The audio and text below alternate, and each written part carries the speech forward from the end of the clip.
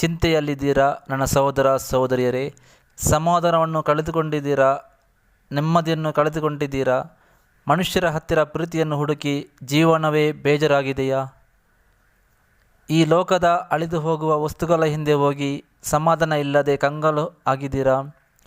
ಜೀವನದಲ್ಲಿ ಪ್ರೀತಿ ಇಲ್ಲದೆ ಸೋತು ಹೋಗಿದ್ದೀರಾ? ಹೀಗೋ ನನ್ನ ಸಹೋದರ ಸಹೋದರೇ, ನಿಮಗೊಂದು ಸದಾವಕಾಶ. ರಕ್ಷಣೆ ಕೊಡುವ ಶುಭ ಸಂದೇಶವನ್ನು ಆಲಿಸಿ ಜೀವೋದ್ಧಾರವನ್ನು ಹೊಂದಿಕೊಳ್ಳಿ. ಏಕೆಂದರೆ ಲವ್ಗೆ ಮಾತ್ರ ಲವ್ ಕೊಡಲಿಕ್ಕೆ ಆಗುವುದು, ಪ್ರೀತಿಗೆ ಮಾತ್ರ ಪ್ರೀತಿ ಕೊಡಲಿಕ್ಕೆ ಆಗುವುದು. ಹೇಗೆ? 1 ಯೋಹಾನ 4:8 ನಾವು ನೋಡ್ತೇವೆ, ದೇವರು ಪ್ರೀತಿಯಾಗಿದ್ದಾರೆ.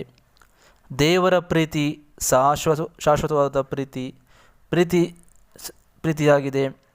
ಮನುಷ್ಯರ ಪ್ರೀತಿ ಲೋಕದಲ್ಲಿರುವ ವಸ್ತುಗಳ ಪ್ರೀತಿ ಟೆಂಪರರಿ, ತಾತ್ಕಾಲಿಕವಾಗಿದೆ. ಯೋಹಾನ 3:16 ನಾವು ನೋಡ್ತೇವೆ, ದೇವರು ಲೋಕವನ್ನು ಎಷ್ಟಾಗಿ ಪ್ರೀತಿಸಿದರೆಂದರೆ ತಮ್ಮ ಏಕೈಕ ಪುತ್ರನನ್ನೇ ಧಾರೆ ಎರೆದರು. ಆತನಲ್ಲಿ ವಿಶ್ವಾಸವಿಟ್ಟ ಯಾರೂ ನಾಶವಾಗದೆ ಎಲ್ಲರೂ ನಿತ್ಯ ಜೀವವನ್ನು ಪಡೆಯಬೇಕೆಂಬುದೇ ದೇವರ ಉದ್ದೇಶ. ದೇವರು ಎಷ್ಟೊಂದು ನಮ್ಮನ್ನು ಪ್ರೀತಿಸುತ್ತಾರೆ ಎಂಬುದು ನಮಗೆ ಇಲ್ಲಿ ತಿಳಿಯುತ್ತದೆ. 1 ಜಾನ್ 4:9 ನಾವು ನೋಡುತ್ತೇವೆ, ತಮ್ಮ ಏಕೈಕ ಪುತ್ರನ ಮುಖಾಂತರ ನಾವು ಸಜೀವವನ್ನು ಪಡೆಯುವಂತೆ ದೇವರು ಅವರನ್ನು ಈ ಲೋಕಕ್ಕೆ ಕಳುಹಿಸಿದರು. ನಮ್ಮ ಮೇಲೆ ದೇವರಿಗಿರುವ ಪ್ರೀತಿ ಹೀಗೆ ವ್ಯಕ್ತವಾಯಿತು. ದೇವರು ತಮ್ಮ ಪುತ್ರನಾದ ಯೇಸುವನ್ನು ನನಗಾಗಿ ಲೋಕಕ್ಕೆ ಕಳುಹಿಸಿದರು.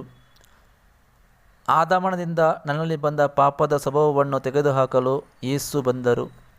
ಪಾಪದಲ್ಲಿ ಮುಳುಗಿ ನರಕಕ್ಕೆ ಹೋಗಬೇಕಾಗಿದ್ದ ನನ್ನನ್ನು ನರಕದಿಂದ ಬಿಡಿಸಿ ನಿತ್ಯ ಜೀವಕ್ಕೆ, ಸ್ವರ್ಗದ ಸೌಭಾಗ್ಯಕ್ಕೆ ನನ್ನನ್ನು ಕರೆದುಕೊಂಡು ಹೋಗಲು ಯೇಸು ಈ ಲೋಕಕ್ಕೆ ಬಂದರು.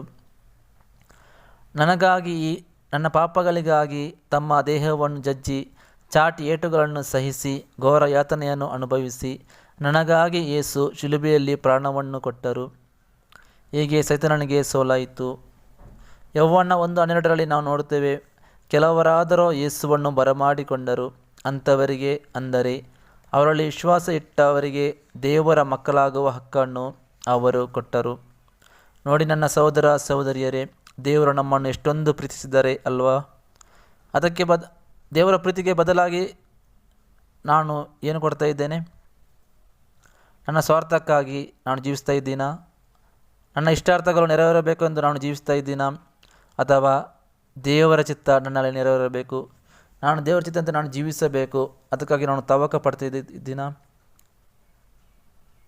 ನನ್ನ ಸಹೋದರ ಸಹೋದರಿಯರೇ, ದೇವರ ಹತ್ರ